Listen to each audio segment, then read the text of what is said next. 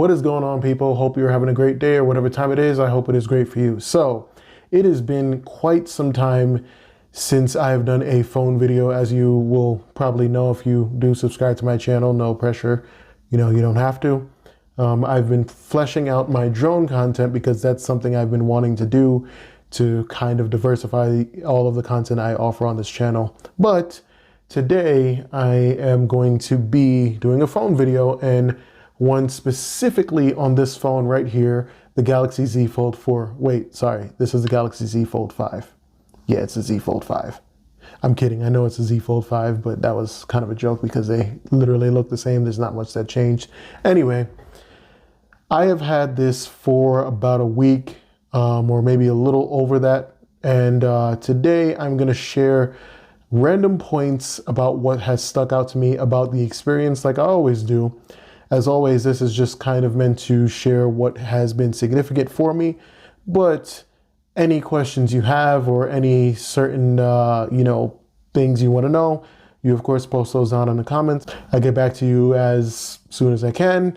And yeah, we go from there. So without further ado, let's go ahead and take a look at this phone, the Galaxy Z Fold 5. So the first thing that has stuck out to me while using this phone, the Galaxy Z Fold 5, compared to the Z Fold 4, is the fact that the display technology Samsung is using, it has a different color temperature to it.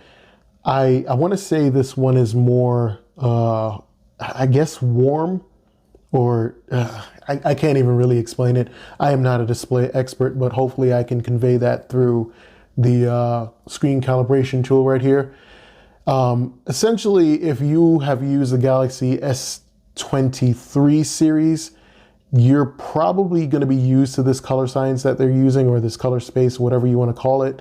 But honestly and personally, for me, I don't really like it. I do like the punchiness of AMOLED, and I wish they would have just gone and kept that. However, they did not do that.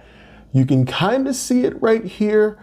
Maybe if the camera's not fluctuating too much. Like if you notice right here, the orange, like this orange part here where the oranges are, or tangerines, or whatever the heck fruit those are, on the Z Fold 5, they look a little bit more dull, I would say. Dull is the word I would use. While on the Z Fold 4, you can see here that they're a little bit punchier, a little bit more vibrant. And I'm guessing Samsung might have been going for some like accuracy or something like that, maybe to satisfy people who want that color space. However, the majority of the people out there are going to want that saturation. And I just kind of wish they would have allowed me to kind of tweak the screen in a way that would give me the color space that the Fold 4 gave me. And I have all of my settings right down here. So typically I put it on vivid, and then I move everything to cool. I prefer cool temperatures rather than warm. Even in the advanced settings, this is exactly what I have here. But no matter what I have tried to do, I can't get it done. But either way, I kind of just wish they would have given me the ability to dial this display up. And of course I have both phones open here. You can probably see it a little bit better here. I wish they would have given me the option to calibrate my screen a little bit further. But I guess it's not a big deal. And for people who like that color accuracy or want closer to that color accuracy, you'll probably be pleased with this display.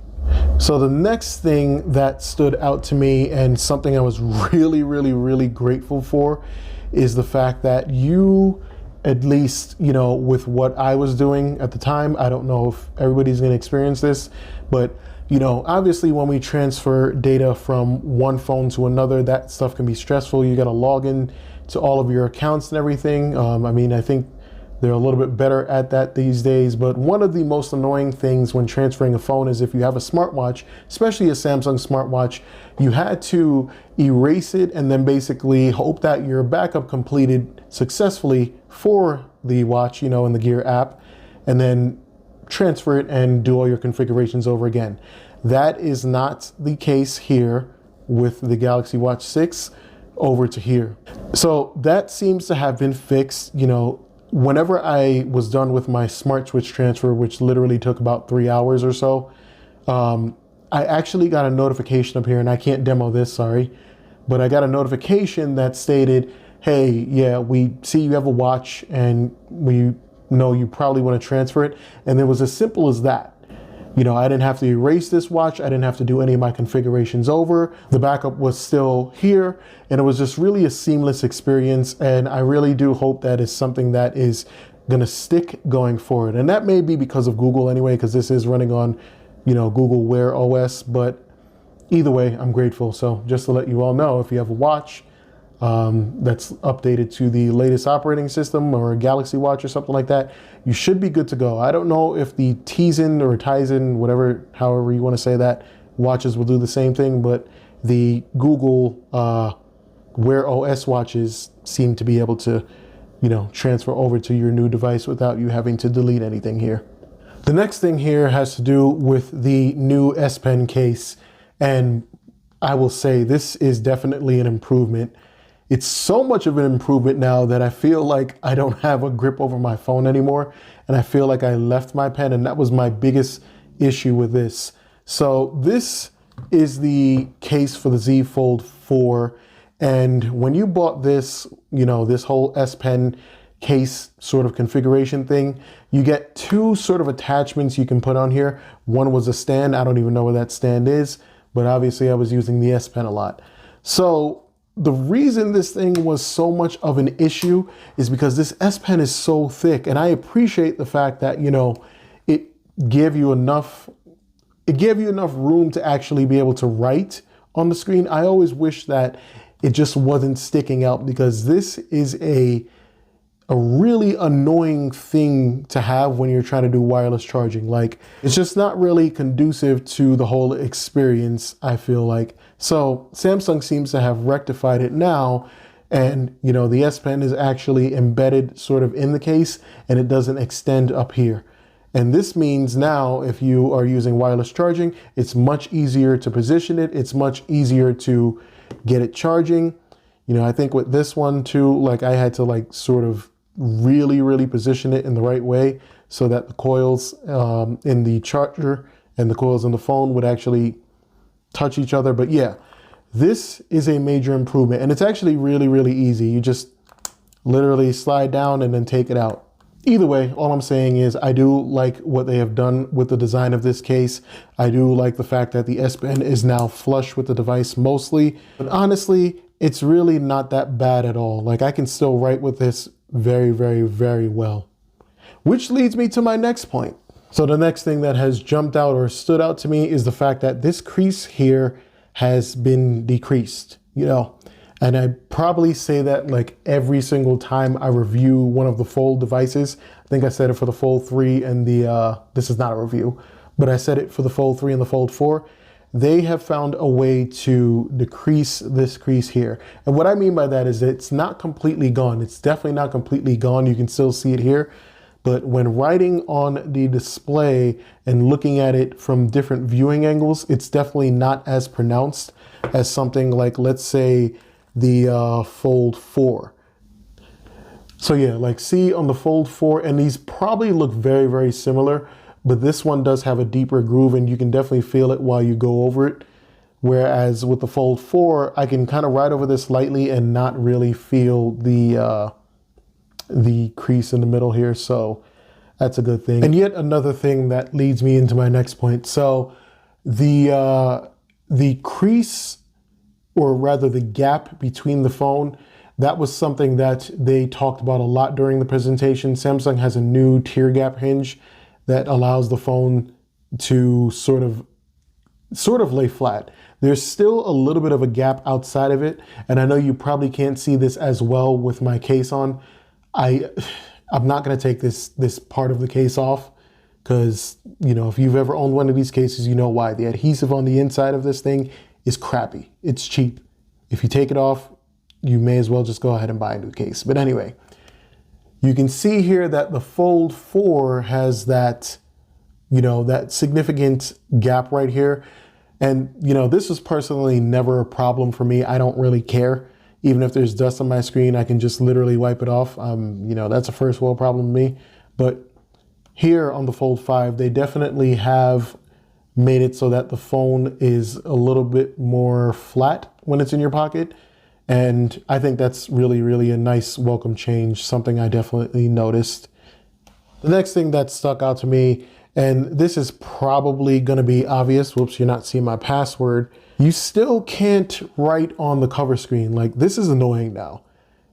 Three generations of phones. No, Z Fold 3 being the first one that used the S Pen, the Z Fold 4 being the second, and the third iteration now that uses an S Pen, and we still cannot do this. And I'm gonna bring this up every single time because it's pretty darn annoying. And I know there are people out there who are gonna be like, oh, well, you know, you really wouldn't write on the screen this small. If that is your opinion on that, that is absolutely fine. However, the whole point of having an S Pen in a device is to make writing convenient, to make, you know, doing those small little notes convenient. So I want to be able to write on this display, maybe a little small note, and the screen is definitely big enough for it, you know? You can definitely write a little bit small. You have those little notebooks or those little skinny rectangular notepads that you write on, so you can definitely learn to write on this. I just wish Samsung would have done that. The next point I want to make here is that the cameras, even though they're kind of literally the same exact specs, or mostly the same exact specs, I believe, the Z Fold 5 does have a different sort of process to it, as we all should know. And if you don't know, whenever you take a picture and you're putting that picture, or rather saving that picture into a JPEG, the phone is, well, the software rather, is doing a lot of processing to give you a picture that looks pretty pleasing to the eye. So hopefully this will translate to, you know, being able to see this. But as you can see here with these photos, the plant on the Fold 5, you have kind of like more sharper lines, whereas the picture on the Fold 4 looks a bit softer. And yeah, maybe I should have uploaded these, you know, and put them in the video, but hopefully you can see it. There's also more detail in the shadows, I want to say. Like, the dynamic range here is a little bit better, as you can probably see from here. Like, it's by a little bit, but I see something there. That kind of carries on to like other photos and everything. Just overall, what's in the camera, everything just seems a bit more sharper here. So Samsung seems to be using a newer process, which I kind of dig it. And it's kind of weird because I know I complained, or I talked about the display colors being not to my liking, whereas now I actually like how the camera processed this picture versus this one. Same plan and everything, but this one just looks more detailed, more vibrant. The last thing I want to talk about during my time with the Z Fold 5 is the hinge. So what I notice is that it's easier to open the phone now. To close it, it's more resistive. When with my Fold 4 at least, and it could be my hinge, there was a problem with my hinge, it was kind of in reverse. So it was harder for me to open the phone, much easier for me to close it. And, you know, this is something that is kind of going to be a little bit subtle. Either way, muscle memory kicks in and you kind of start to remember how much force you got to put behind it. But it is something that I did definitely take notice of, and something that really did stick out. It's also pretty stable too. So, I mean, if you're, you know, folding your phone in that sort of flex mode or anything like that, you're not going to have it drop. Not that this one did that anyway. I mean, they're both pretty darn stable in there. It's just harder for me to open my Fold 4. All right, so that is pretty much all I have to share with you all. I am still taking a look at the Fold 5 and seeing if there's anything I missed. And, you know, I'll just be pretty straightforward and honest. And someone's probably going to bring this up anyway, as if it's not obvious, but there isn't a ton of differences between the Fold 5 and the Fold 4. It's mostly more of a refinement to certain aspects of the design. And, you know, if you are looking for something new, like I said, or I alluded to, I don't think you're really going to find it here with the Fold 5. You know, if you're really excited, you don't know anything about the phone, you have a Fold 4, I would definitely oblige you, at least right now, to go ahead and keep the Fold 4. You know, of course, when I do my actual review on this and all the other videos, I may find something out. But anyway, if there is anything you would like to know about the Fold 5, please let me know down in the comments. I will be happy to answer questions. And if it's something that I haven't tested out, I'll definitely go ahead and test it out. But wherever you are in the world, of course, have a great day, a great afternoon, a great evening, or a great night. And I will see you in the next video. Thank you for watching as always.